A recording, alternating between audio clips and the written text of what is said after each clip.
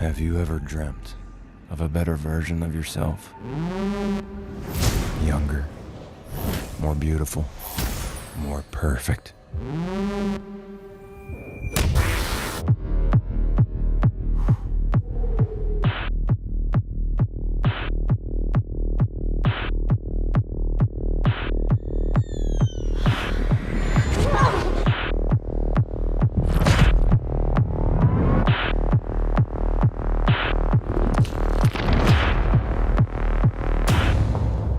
Pretty girls should always smile.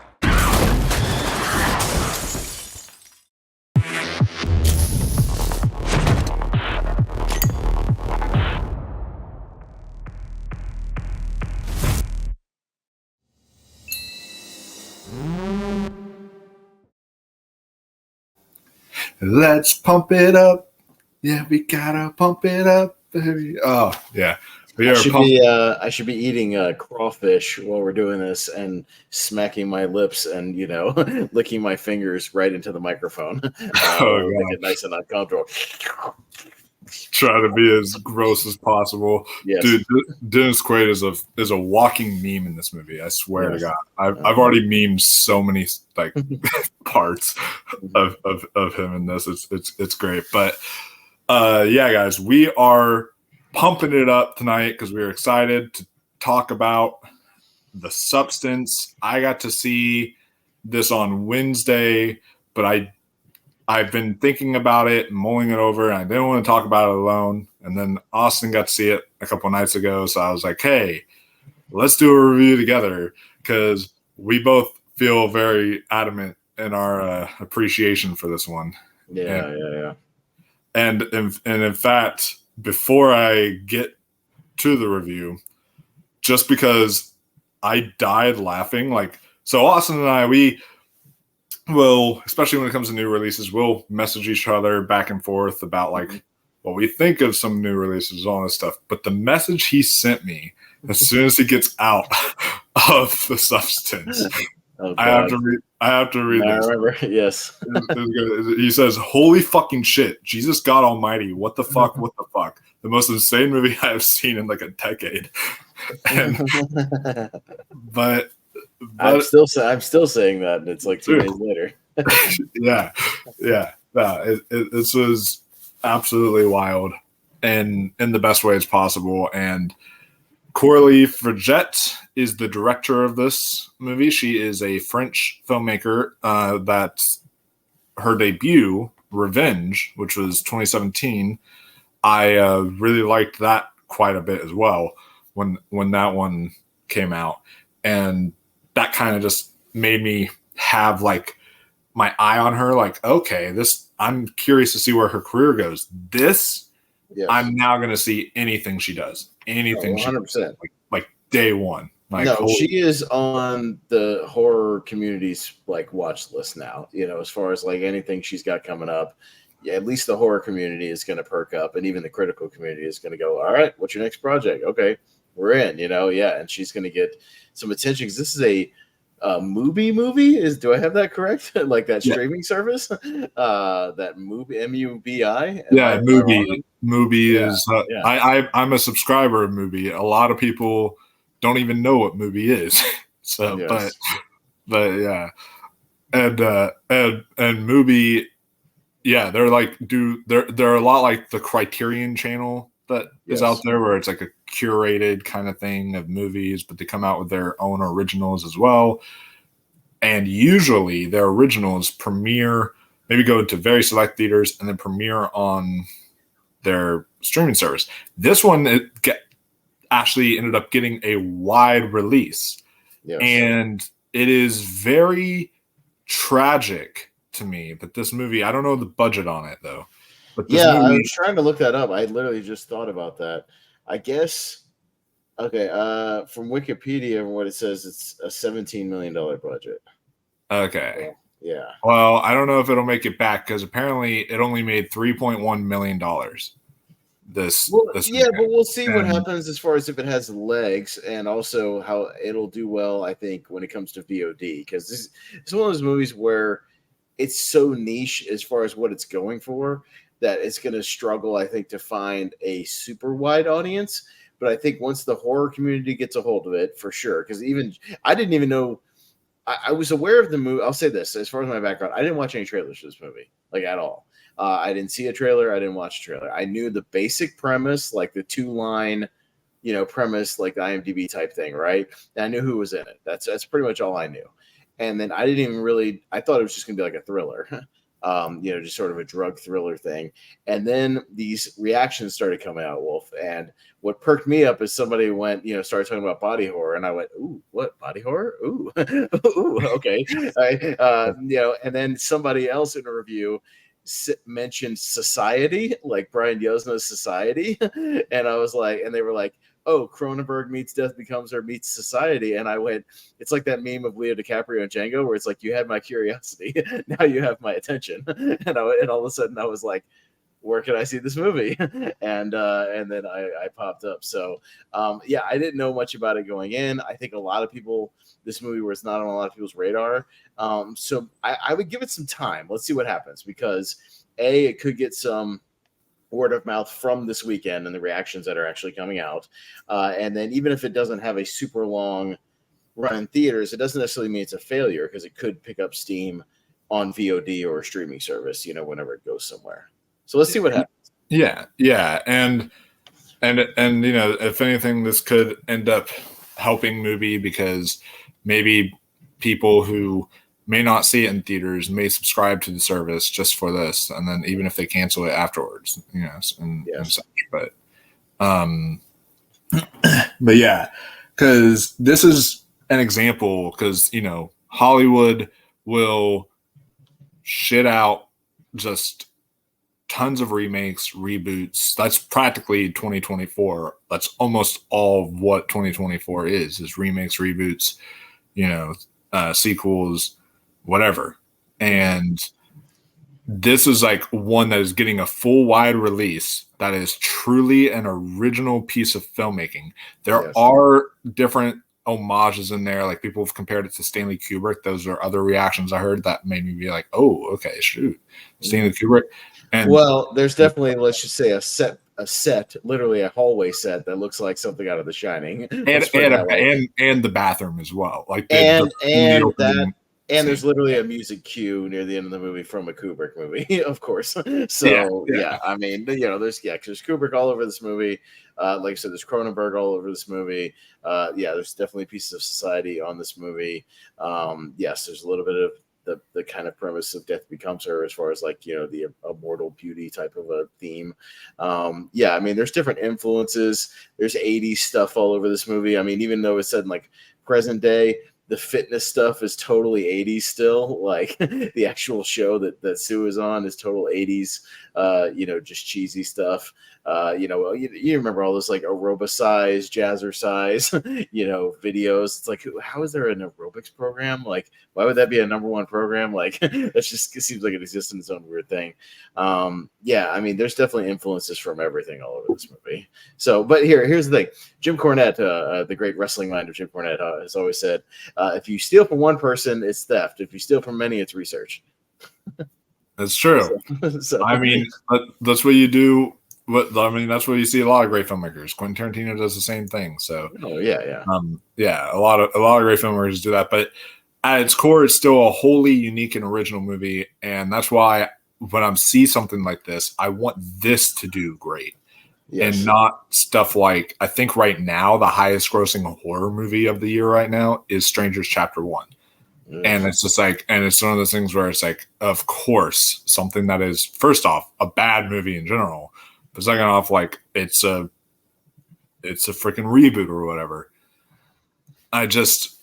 you want something like Strange Darling, which came out recently, which is another really original horror movie, and a very, very good movie. You want something like that to do well. You want something like Blink Twice to do well, which was an original movie. I'm thinking even early in the year, like Love Lies Bleeding was a great movie. Like I wanted that one to do really, really well, because that was, again, a completely original, cool, just like really stylish movie. Kinds of Kindness was like another Yorgos, which was original.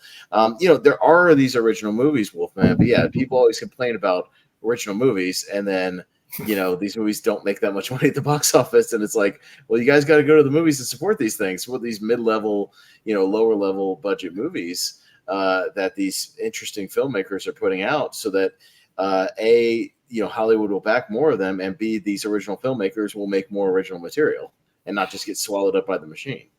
And and especially something along this line where they let the director have full, complete control, like full reign.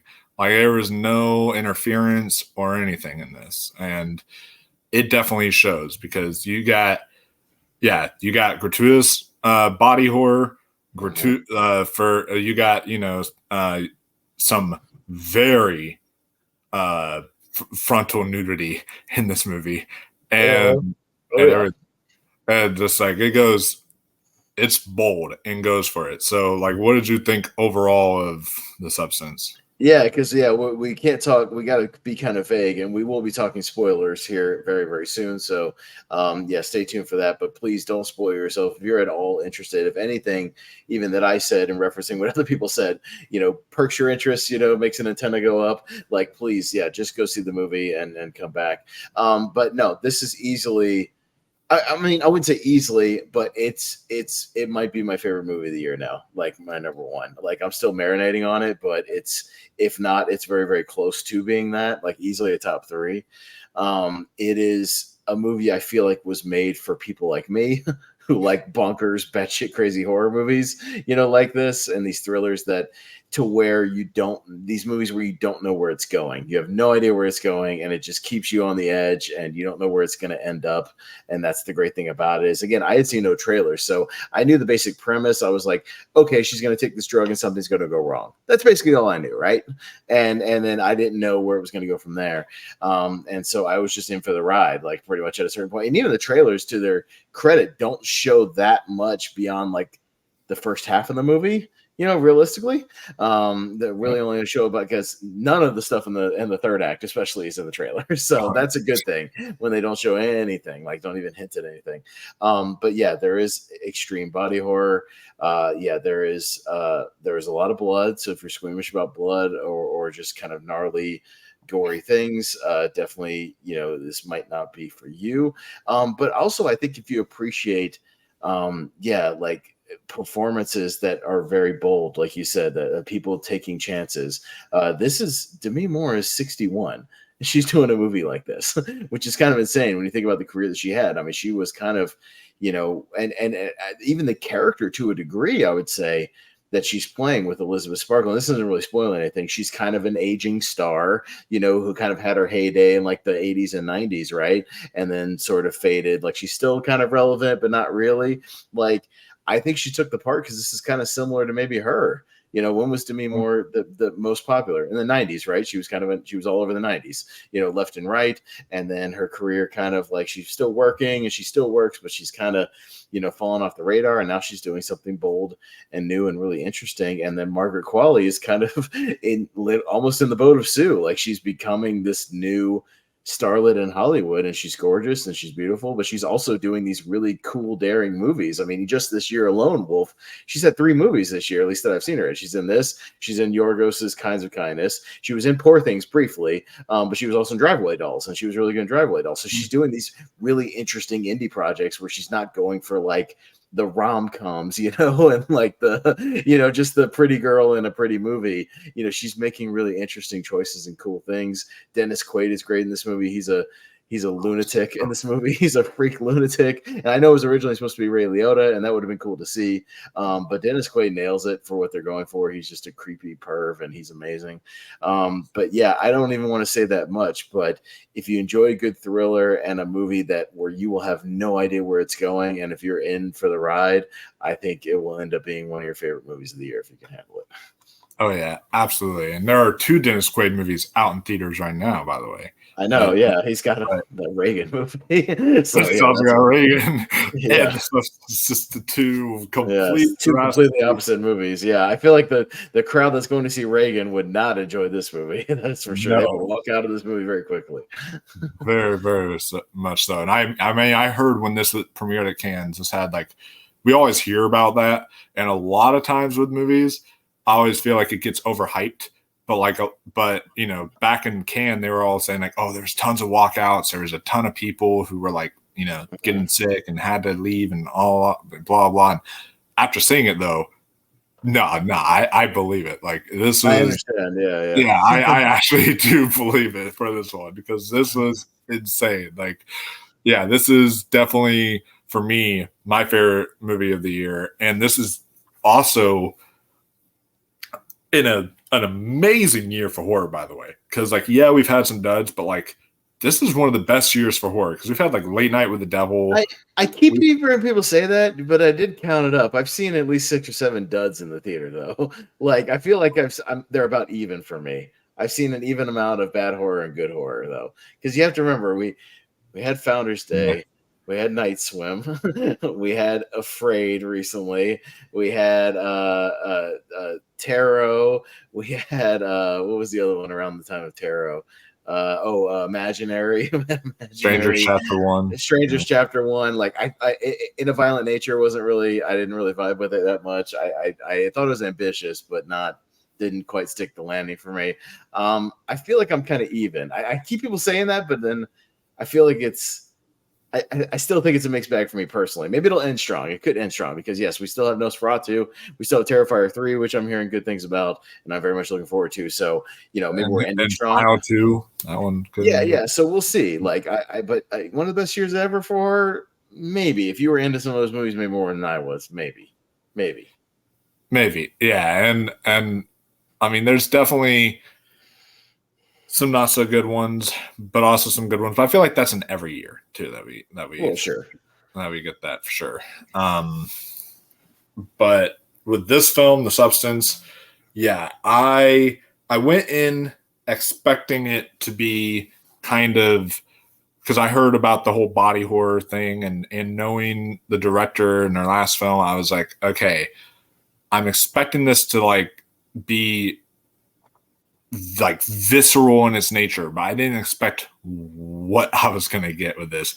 And I loved every minute of it. I've not fully squirmed and like actually reacted out loud like that in a theater in a long time. Like this is such a great theater experience. I wish more people were in my theater because seeing this with a crowded theater would have just been golden. My theater had about 25 people when I saw it, so not bad for what it was. You know, and it was like a 5 o'clock on a Friday, so you know, not bad for a 5 o'clock. I don't know how the you know, there was another one at like 8 or something. I was curious to see if that one would get a crowd, or how it's going to do overall. But my only other point I was going to make about some movies that end up kind of being my favorites of the year are movies that surprise me as well. They either come out of nowhere and kind of surprise me that I don't have a lot of expectations for. That factors a lot in movies that could jump to the top of my list because I'm thinking about like The Menu from 2 years ago, how that movie kind of came out of nowhere and just blew me away. And I didn't know that much about it. And then I just saw it and like immediately it was one of my favorite movies of the year. A movie like Challengers from this year where it had bad marketing and I didn't have that much expectation for it. And then that movie knocked my socks off. You know, something like Kinds of Kindness, which I didn't know that like almost anything about other than it was an anthology movie. That's all I knew. You know, things like that. I like to see those movies going in blind and not knowing sort of what to expect. And then those movies that can really just blow me away and again, not know where they're going or, you know, where we're going to go from minute to minute. That works a lot for me and can do a lot for my kind of best of the year list for those movies that can really play with my expectations. Absolutely. And this exceeded all the expectations that I had for it. And I know the Academy has their stupid bias against horror. I know, but like Academy, unless it's very tame horror, I feel like, or just those things where they don't count it as horror, you know, where they're like, no, it was a psychological thriller. Like they've been trying to say that about Silence of the Lambs now for years. They're like, oh, it's not a horror movie. It's, you know. Oh, you mean a movie where a guy goes up to a dude and eats his face off and then wears it is not a horror movie? Okay, Texas Chainsaw. You know what I mean? Like come on. Yeah, that's horror. I feel like the last one they were really kind to was probably The Sixth Sense, because it was kind of fairly tame horror. Well, Get Out, because that one was Get Out. Yeah, I also feel like that was like a social cultural thing too, though. So that had that kind of going for it. But yeah, like overall, yes, they tend to ignore things. We talk about stuff like Hereditary. We talk about Pearl. Things like that should be recognized at least for certain things, and they get ignored because they're not mainstream enough. I would like to see this get some nominations. Again, this is not spoiling anything, but I would like to see Demi Moore get a nomination. That would be great. Margaret Qualley, I would love to see get a supporting, nomination. I think she's great. Obviously, hair and makeup, I would love to see get a nomination because my God, the practical effects in this movie are incredible. And that's the only one I see realistically maybe it could get, but like yes, and maybe even like art design or set design, like production design kind of stuff. I can even see, and even score. I thought the score for this movie was great. That sort of electronica score that they had going on through the whole thing. So I would love to see it get something. My realistic expectations is that it'll probably get shunned and not get a thing. None. Yeah, it very, very much likely, especially because I was just talking to a friend who just watched it tonight, and he was like saying he would love to see Coralie Fargette get in the best director consideration because this is like the best directed movie that he said he's seen this year, and I agree with him. And it's just like because the fact that this movie is the way it is. I know some people in some reviews already have said that the ending ruins it for them. It doesn't for me, but I know some people have said that already. But for me, the way that you have this film and where it ends up going could have been disastrous. Yes. But the way she directs this just completely was mind-boggling and blew my mind. And the way she handles, the craziness that escalates from scene to scene to scene, again, especially in that second half and the third act. And the way she handles it, and it all still comes together, it still works. As well as it does. How much you're hooked on it. And also kind of, goes further and further into even satire, for what it is, and the satirical stuff that she's kind of going for and some of the commentary she's making. I think it's handled very much with care and it works really well. So we got to talk spoilers, dude. We can't talk too much, dance around this too much. We got to get into it. So overall, before we get into spoilers, a big thumbs up. Like I said, probably my number one in the year. If not, it's flirting with it right now, and it's very close. I need to rewatch Challengers and make sure that's still up there because it's still pretty close. But it's easily like 100%. It's like top 3 of the year, like easily. Yeah, there is not another movie I've seen this year where as soon as I walked out, I immediately said I want to see it again. Immediately, right. I need to see this again, just because it was just that. Even though it'll be hard to don't eat during this movie. That's all I'll say before or after, because I had to put down my popcorn and I couldn't. I even put down all I had was some Sour Patch Kids. I put those down at some point. It was just sipping on my soda. That's all I had. Yeah. And I was just like, no, I can't do this anymore. Me and my friend who saw it, we actually ended up seeing another movie that night, just kind of as a palate cleanser, because we were like, we need to bro, this is insane. And so we ended up seeing Speak No Evil that night too. But I almost went and watched Transformers 1 just to see something completely opposite that same night. But A, I was kind of tired, and B, I just wanted to think about the movie, just sit there and just kind of let it marinate, and just let it kind of wash over me all night. And that's kind of what I did. That's good, because this is definitely one to sleep on. But now, if you guys have not seen The Substance, after us talking about it in our non-spoiler detail, the way that we have been hyping this movie up and just our appreciation for it, hopefully that has gotten you more excited, and you are going to go out there and support this original film, because original filmmaking and horror films like this that have no boundaries deserve to be supported. And so definitely do that. So we are now getting spoilers. So again, cut it off here, come back here at this point of the video whenever you've seen it. And we can now go. So, all right. holy shit, that I didn't think it was gonna get crazier from the old lady, because we get the finger and I was like, okay, that's bad. That's creepy. I don't like the finger Yeah. thing. And I was like, okay, that's creepy. But then the moment that she's like becomes that like old lady with like the turtle shell thing. There's even one other in between there where she's sucking her dry for like a little while extra, and she comes out and she's starting to go bald, and she's got like the bum leg, and like she's kind of, but she's still able to like walk around, and like she just looks like she's like 90, now, yeah, because we're probably like a Sue, which is sucks her dry for way too long, and then switches back because she just runs out of fluid. And she keeps running out of actual spinal fluid. I mean, oh my god, if you don't like needles, you're gonna hate this movie, by the way. And I don't love needles, but like, oh my god, there's so much needle horror in this movie. My friend who I saw it with, that's his biggest irrational fear is needles. I don't love needles either. I don't like getting my blood drawn and stuff. So even like them when she's shooting herself up and she's shooting them up, and over and over again, she's puncturing like the same back spot, and like later on in the movie, it just gets more and more like black and blue and like rotted, and it's like infected, and it's like, oh, it's gross. It's disgusting.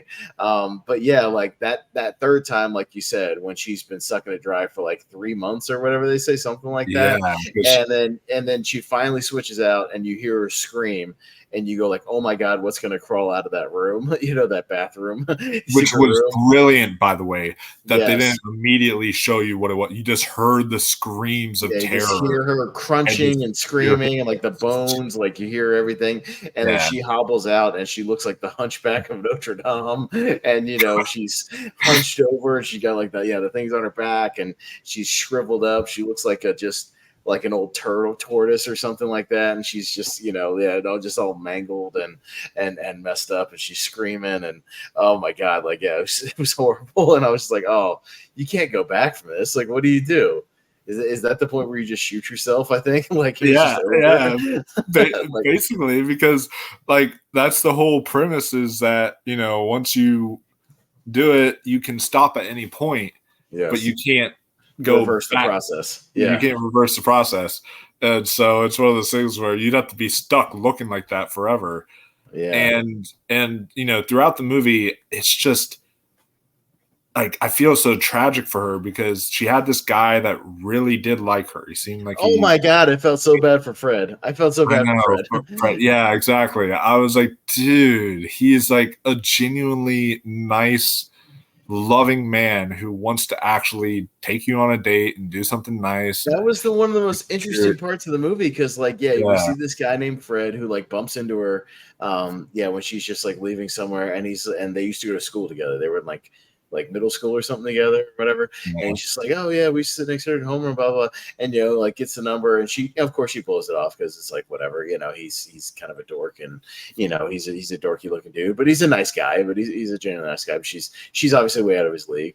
Later in the movie, after she's had the finger thing, and she's like feeling, she's feeling like Sue just has a spotlight. She's not beautiful anymore, nothing like that. And she remembers that dude being like, oh my god, you're still the most beautiful girl, out there, whatever, blah blah blah. And like she's like, well, maybe if I go out with this guy, you can tell what she's thinking, like, I'll appreciate myself again, and because he sees me as this gorgeous, starlet and all that still, and all that. And he's like genuinely excited when she calls, and like she's like, I can't believe it. And then, oh my god, I got so much anxiety. That whole sequence in the bathroom where she keeps going back to the bathroom and messing with the makeup, and she's messing with her clothes, and the time is going by on the wall, and you're just like, oh no, like she's gonna blow him off. Like I felt so bad for Fred Wolf. I felt so bad for Fred. I know. Fred, you deserve better, man. I'm sorry. Yeah, you deserve, like, because you totally, you know what? Fred's one of those guys that even she had eventually revealed the finger thing, he would have been like, I still think you're gorgeous, no big deal. Like, you're still you, like, yeah. And Demi Moore is gorgeous too. Just oh my god, she still looks great in this movie. Because it's like one of those things where it's like that's part of the themes of the story is about, beauty standards and how people in the industry like are treated, how they think of themselves, all this stuff. And but it's like damn, girl, no, you're like just as pretty as Margaret Qualley. So like, Yeah, so well, there's and also like what Hollywood star people will do to try to stay looking young when with yeah, surgery and Botox injections or experimental this and that. That's the idea. Is this is like this underground experimental thing that nobody knows about, but I guess some people know about it and some people have done it. But it's something that they warn you about. But it's too enticing, because yeah, she's older, her star has faded, and instead of just sort of living out the rest of her life and maybe just scaling back, what she does, she wants that spotlight again. She misses it. She misses being that attention. And I didn't even again know the actual process, Wolf, as far as like I remember seeing Margaret Qualley in there, but I was like, does she physically like turn into her, when she injects it? Like I didn't know what the premise was. I was like, okay, does she inject this stuff and then she like transforms, in the night into her? Like and that's what she and then no, when she injects that and all of a sudden she's on the bathroom floor and her back starts opening up, I was like, holy shit, there's something that's gonna crawl out of her. Like, what the fuck? That was my first like what the fuck moment of like, oh my god, this movie's gonna be amazing, isn't it? And it's gonna knock my socks off. And I was like, yeah, okay. And then she literally like crawls out of her back. I was like, what the hell is going on? I was like, yes, that's what I'm talking about. All right, this movie's for me. I'm in. I'm in. Yeah. Oh yeah, I that just from that point forward, I was completely locked in, and it's just from there it gets even crazier and crazier. And yeah, this movie, it's very anti-Hollywood in a way because they even have like Dennis Quaid's character is named Harvey, and he plays a very scummy, like it's all about beauty, and he's got like weird women all around him that he's definitely like trying to get on a casting couch like 100%, and he doesn't care what their names are, and like it's just like, oh, I'm gonna call you this, like I don't care what your actual name is, and he's just always like all these, it's just all about beauty. It's all about ratings and beauty. It's all about viewers and beauty, and who's the next hottest starlet? And he's so pervy, but he great, like he nails it though. Like I'll give Dennis Quaid full credit for nailing what he's asked to do. He's not been this good in ages. He's perfect in this role. Like he looks like coked out and like like maybe a producer would be. Again, it's kind of 80s, like in a lot of 80s movies you have like the 80s coked out producer or whatever. He's kind of like, again, it has that old school vibe to it, but yeah, like the stuff near the end where he's just like, pretty good. I keep going back to pretty girls should always smile. Just like, oh god, he's perfect in that. Oh my god, it just like when he's like phenomenal, all the way like god, he's so over the. That's what I'm saying. Like he's so memeable in this movie because he's just so like over the top, but it works so well. And Dennis. Like when I was sitting there watching the movie, I thought of like your show on your channel Recast, and I thought about it, and I was like, because of all the Shining references, like the bathroom and with like the hallway and all this stuff, I was like, if they ever do a recast of The Shining and they get me on that episode, I'm now going to say Dennis Quaid because this movie is Jack Torrance. Like Dennis Quaid. We could, but there's not enough roles in that movie. There's like 4 people in that movie. There's not enough people. Yeah. But yeah, it's man, he was great. And the thing that I was not expecting it to go to is you get at the very end, she's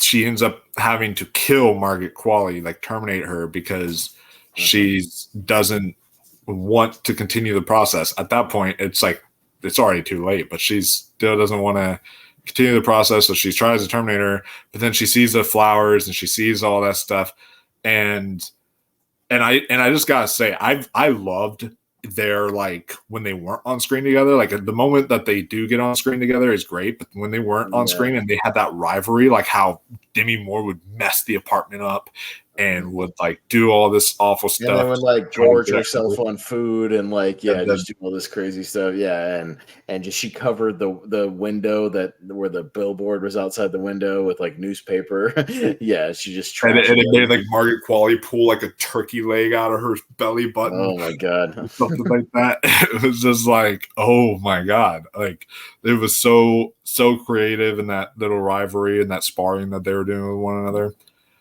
But then when they actually are on screen together in that intense sequence, I was just like, oh okay, the same person right now is like coexisting Yeah. in the room, and it's like this is gonna get insane. And sure enough, it does. And Demi Moore's character dies brutally. Very Like, brutal. holy shit. And that's also kind of very impactful, though, to what the film is trying to say. But where I did not expect for it to go, and I fucking loved. I know a lot of people are not into this right now. From what I've talked to, they're saying it goes way too over the top, and it's like gets to the point of being too goofy or whatever.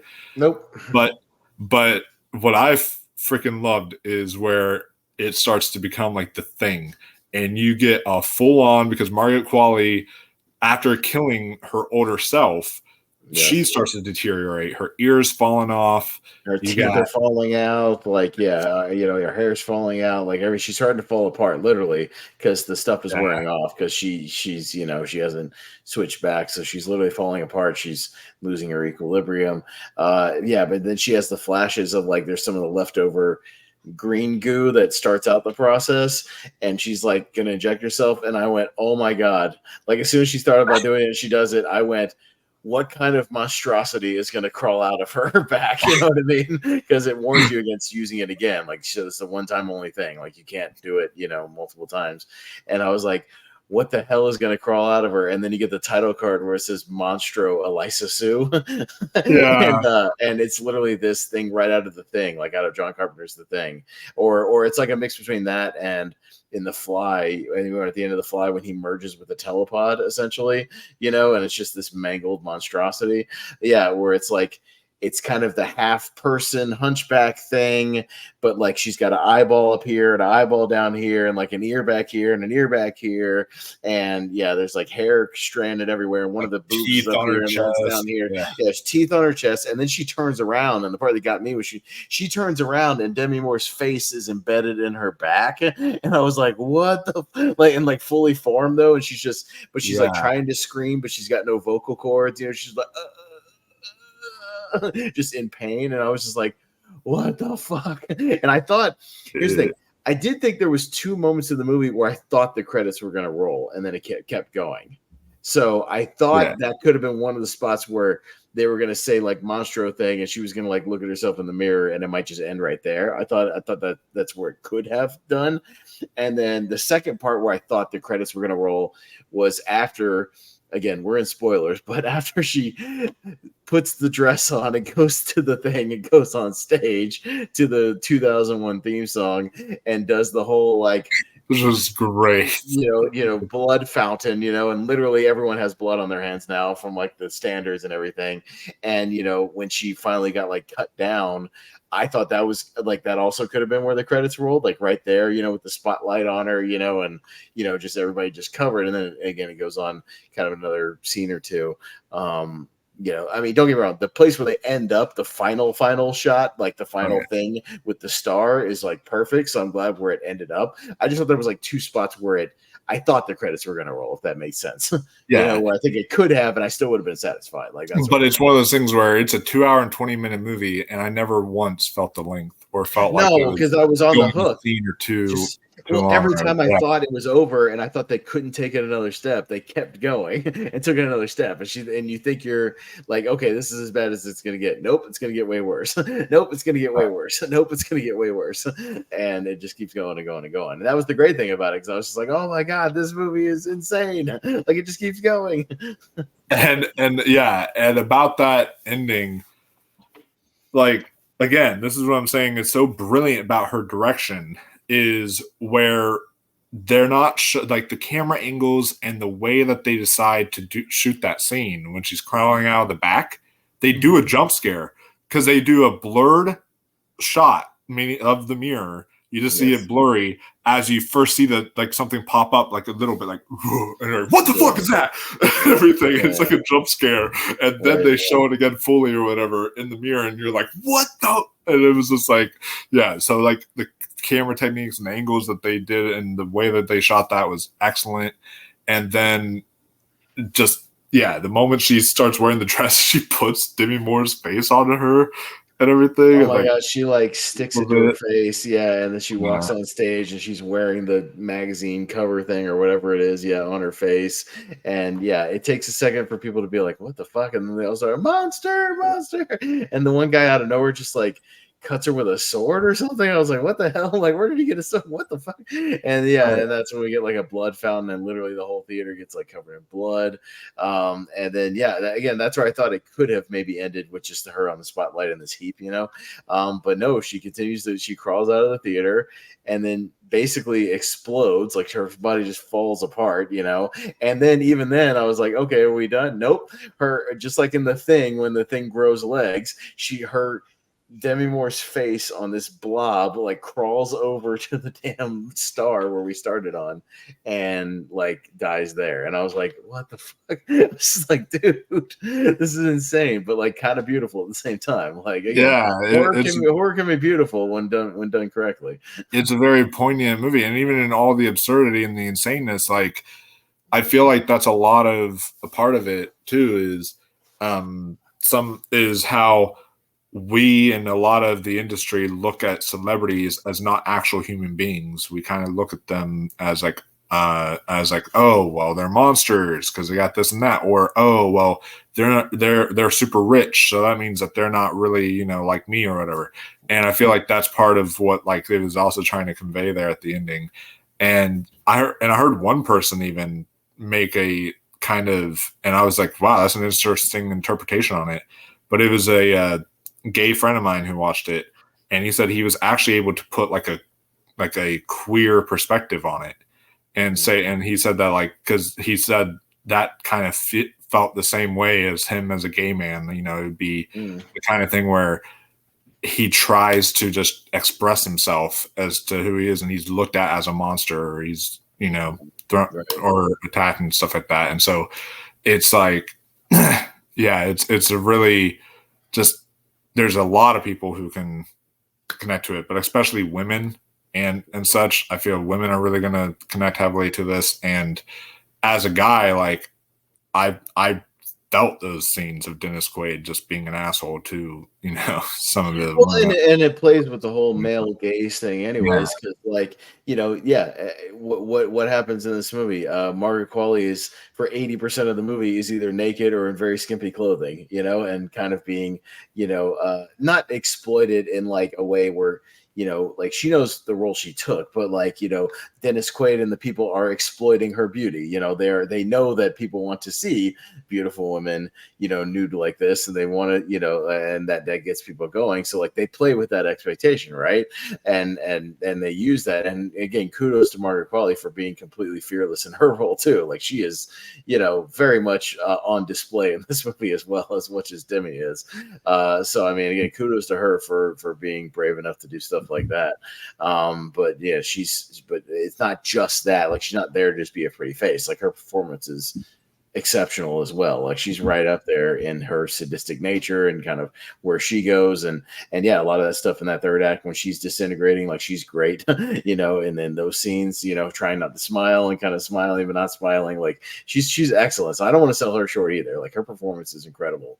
Oh yeah, and it's definitely her like Emma Stone Poor Things moment to harken back to Poor Things, where it's like Emma Stone in that movie was bold and just completely just goes for it. And I feel like, you know, Margaret Qualley was the same way.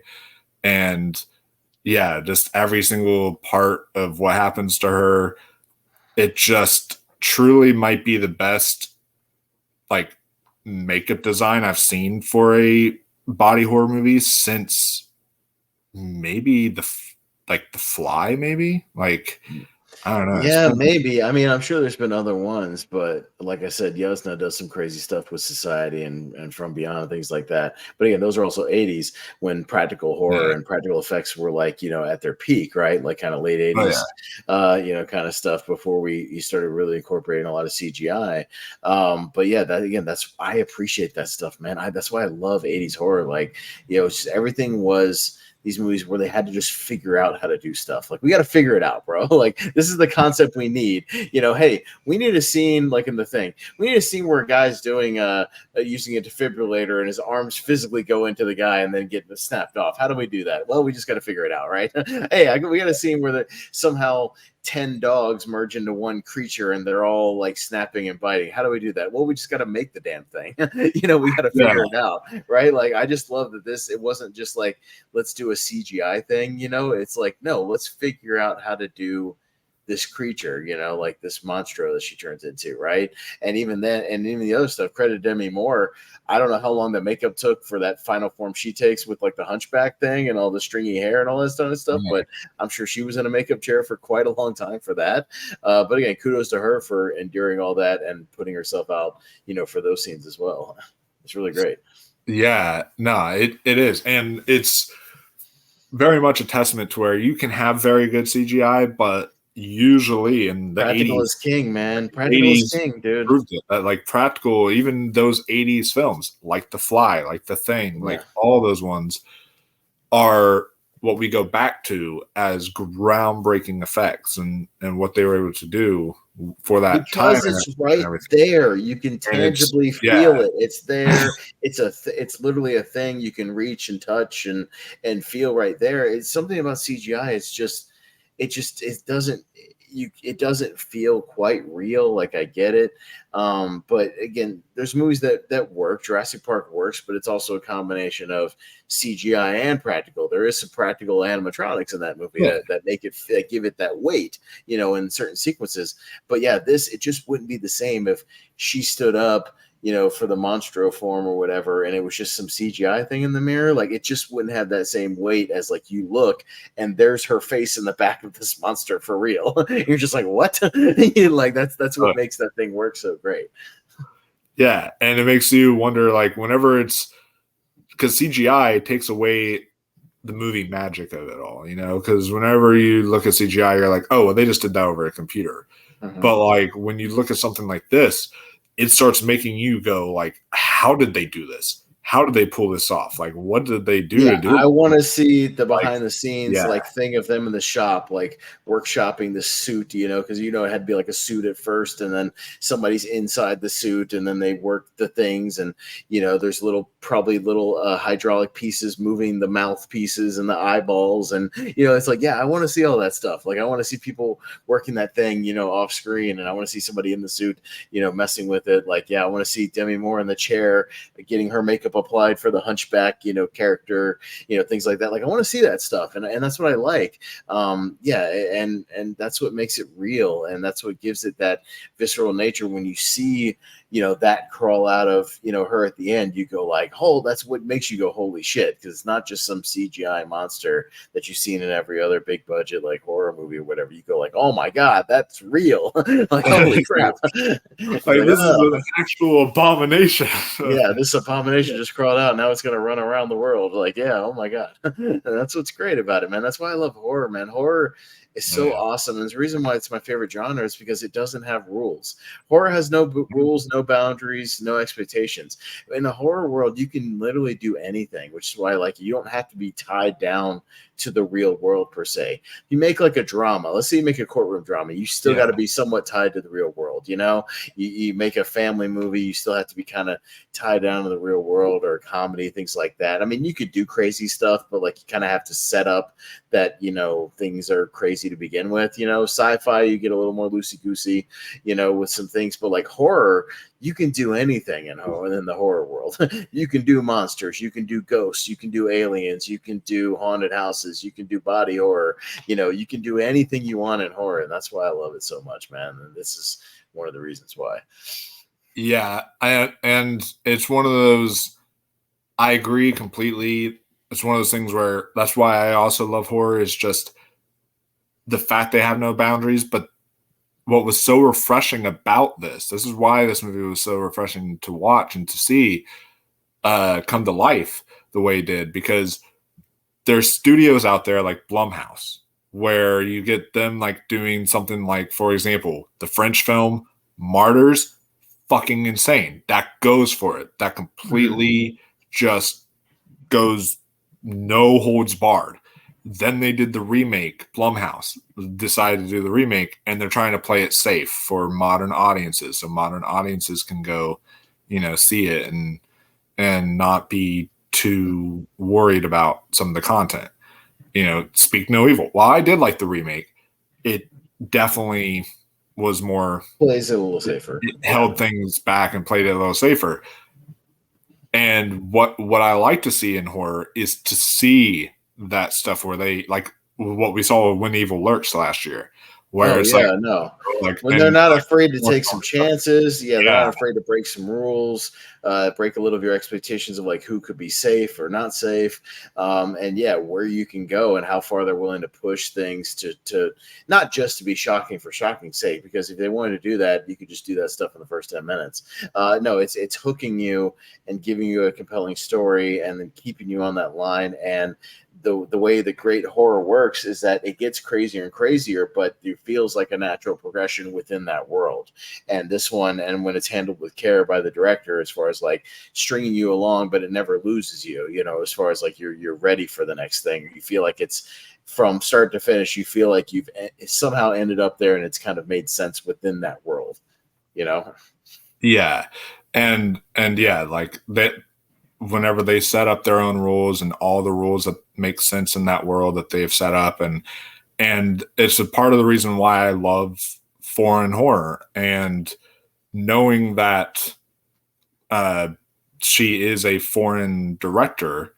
Yeah. It's like, it's one of those things where I was like, that is what is so exciting about it, because Revenge was a foreign horror movie and that held nothing back. That was very brutal, very visceral and in our face. And this one does the exact same. And I think that's just the French nature of her, and just the fact that a lot of these foreign countries, they don't have those same kind of playing it safe kind of standards that we do. And so, I that's why I absolutely adored this. And I cannot wait to see what she does next. And I would definitely be there day one, because this was. And I hope whoever hooks up with her, whether it's Mubi again, or if maybe like a Neon or an A24 goes after her or something like that to make her next movie, that they let her still have that creative freedom and direction. I feel like a studio like that, like a Neon or A24, would give her that creative freedom, and would let her do her things. I think most of them, you can tell, are given that freedom, as far as being like a smaller studio. I feel like if she hooked up with a larger studio, she would have studio people in her ears telling her what to work, what would work and what not would work, and I don't want that. Like, I want her to be successful, to keep making movies, but also, not sacrifice that creativity, and that freedom that she definitely has in that vision. Yeah, no, I agree. And this is a 7-year in the making thing, because if you look at from the time of Revenge to this is only her sophomore effort, and so this took 7 years to fully make for her. And I can only imagine how many people passed on it, as far as maybe they read the script and went, you're never going to make this movie, mate. This is insane. Like, what are you doing? Like, no. And then, it took just a smaller company to kind of scrounge up the money and do it. And then to find somebody, and especially an older actress, who would be willing to do this, because I have a feeling it wouldn't have worked as well with kind of an unknown actress.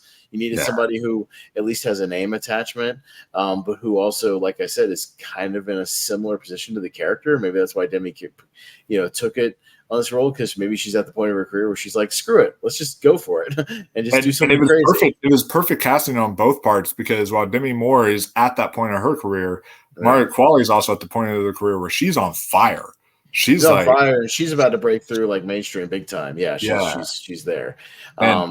It's they're both in kind of their great cross section of their careers where it just works perfectly for the characters. Oh man, yeah, absolutely.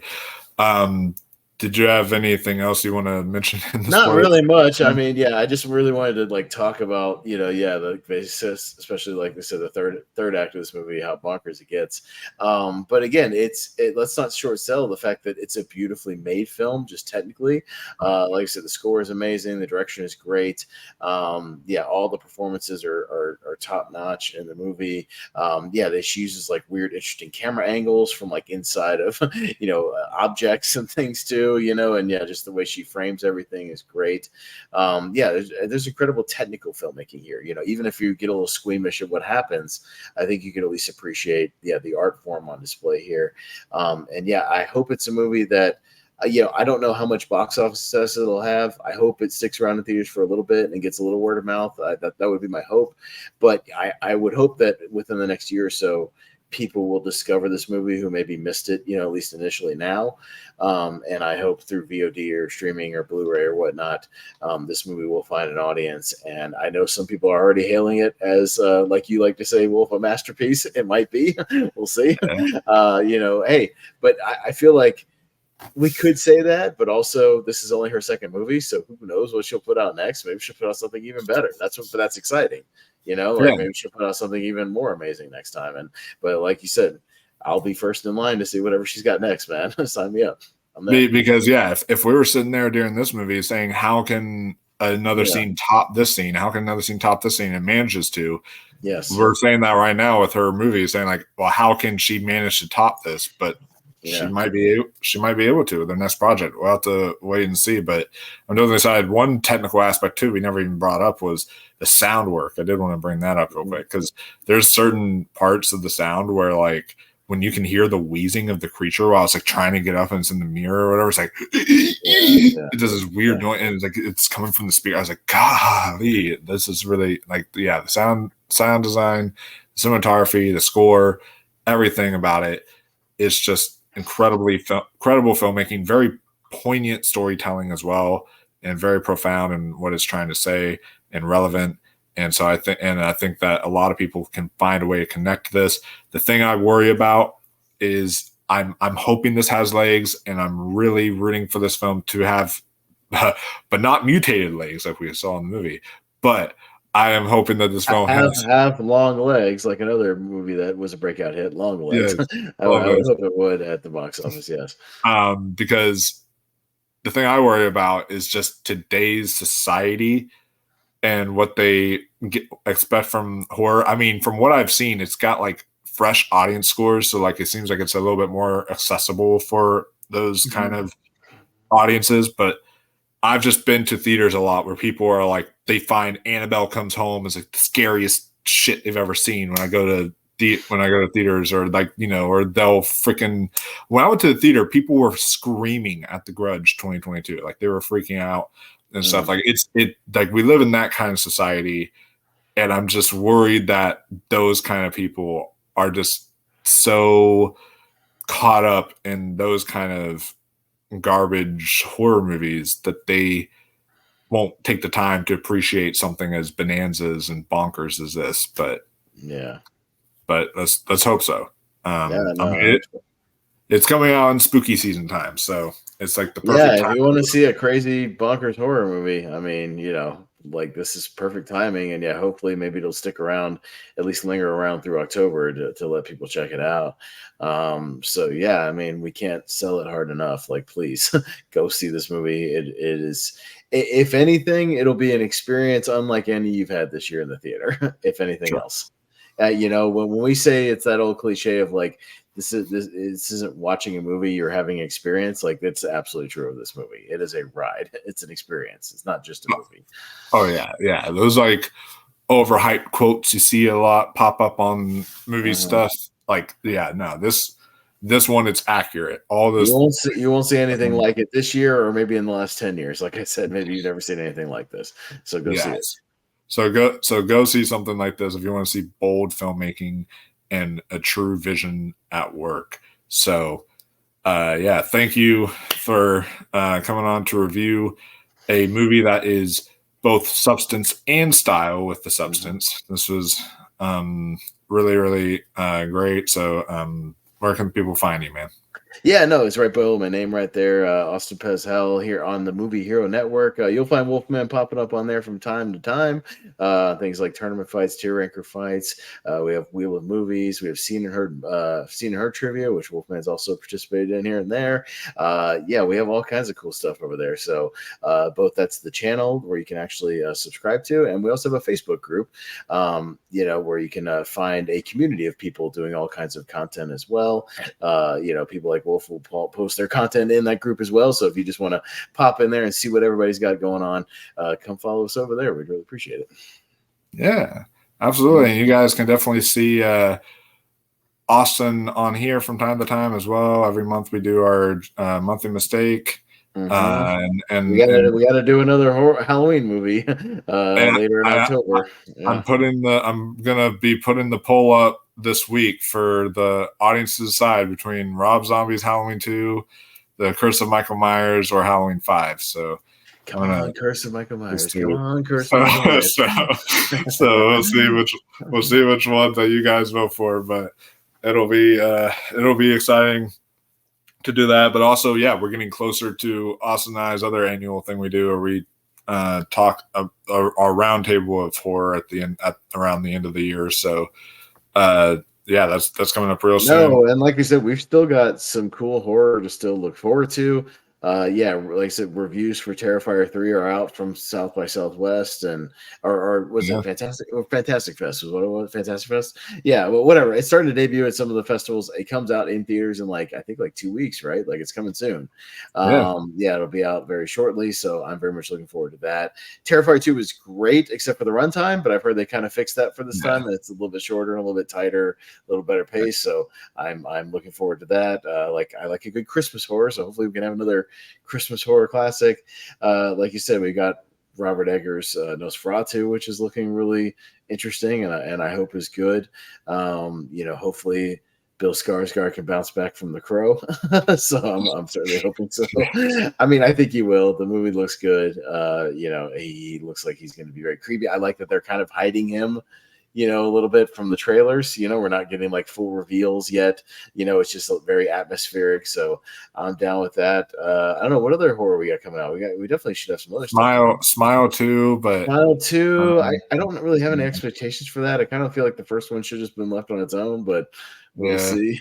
Yeah, I know the Salem's Lot remake is coming out early October. Right, that's coming to, but unfortunately not to theaters. It's coming straight to Max. So I kind of wish it was going to theaters. Heretic looks interesting with Hugh Grant. That looks, just for the performance alone, I think that looks interesting. So I'm looking forward to that. So yeah, we still got some good, at least some horror to look forward to. So we'll see what happens. And we'll end up doing. I always look forward to we do that roundtable discussion of the year in horror, if you will, at the end of the year. So that's always good. And that'll be a good time to do it right after Nosferatu, because Nosferatu comes out on Christmas. So we can literally do that and then go see it, marinate on that, and then a week or two later do our little wrap-up show. So that'll be great. Yeah. So that'll be perfect. Then we'll know how we place Nosferatu alongside this. I mean, I'm just telling you now, it's got some stiff competition. So we'll see. A lot of the horror movies now have some stiff competition coming up. Coming up to top this one, but yeah, there's that on the channel. There's a lot of other horror stuff I'll be doing. I'm going to reach out to them. I'll probably find whoever ends up being the most gruesome kill in Terrifier 3 to interview them, since I did that with Casey Hartnett. I've heard, I don't know exactly the details. I've heard there's a scene in a shower in a bathroom that is very close to the bedroom one from Terrifier 2. So maybe you can find that actress that gets in the shower scene. So there you go. Because that's all I've heard is letterbox reviews saying this would do for showers what Jaws did for the water and stuff. People are or maybe later what Psycho did for showers, but now 60 years later. Stuff like that. So I'm excited to see that scene, but yeah, there's a lot of great horror stuff coming up on the channel, guys. So make sure you subscribe and like this video and share this so we can get more people out there to support this film. And definitely make sure you check out the Movie Hero Network and you go subscribe to them, and they're making great content daily. So definitely check their stuff out. We will see you all in the next one. Until next time, stay spooky, my friends.